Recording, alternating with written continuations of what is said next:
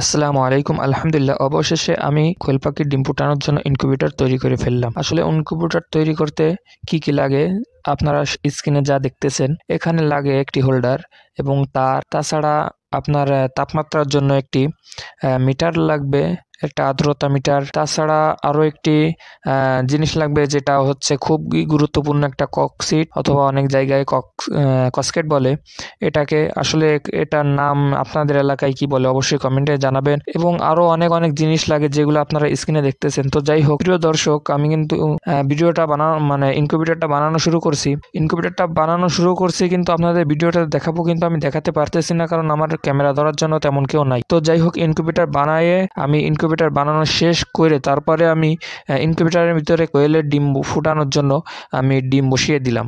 তো শেষ পর্যন্ত দেখতে থাকবেন কিভাবে বানাই এবং কি দিয়েতে কিভাবে আমি ডিমগুলা তাতে বসাই, সবই এই ভিডিওতে দেখতে পারবেন। আরও অনেক কিছু জানতে পারবেন। তো যাই হোক, ভিডিওটা বেশি লম্বা করব না। তো যাই হোক, দেখেন কিভাবে আমি ইনকিউবেটরটা তৈরি করতেছি খুব ধীরে ধীরে। তো আসলে ভিডিওটা একটু দ্রুত করে দিছি, অনেক লম্বা হয়ে যাবে, আপনাদের দেখতে অনেক কষ্ট হবে, এই জন্য ভিডিওটা খুব দ্রুত করে দিচ্ছি যাতে আপনাদের দেখতে খুব সুবিধা হয়। তো যাই হোক, অনেকদিন ভিডিও ছাড়তে পারি না, আজকে হঠাৎ করে ইনকিউবেটর বানাচ্ছি, তো ভাবলাম আপনাদের সঙ্গে একটু শেয়ার করি, এই জন্য আমি ইনকিউবেটরের ভিডিওটাও আপলোড করলাম এইমাত্র। তো যাই হোক, আমার ইনকিউবেটর কিন্তু পুরোপুরি তৈরি হয়ে গেছে। এখন ইনকিউবেটরে আমি ডিম ফুটাবো। ইনকিউবেটরে আমি ডিম ফুটানোর জন্য ডিমগুলা সুন্দর করে বেছে ভালো ভালো ডিম নিলাম এবং ডিমের মার্কার দিয়ে আমি একপাশে দাগায় নিচ্ছি, কারণ উল্টানোর সময় যে ডিমটা গড়বে না সেটা কিন্তু চিহ্ন থেকে যাবে, সেটা আমি পরবর্তীতে ঘুরে দিতে পারবো।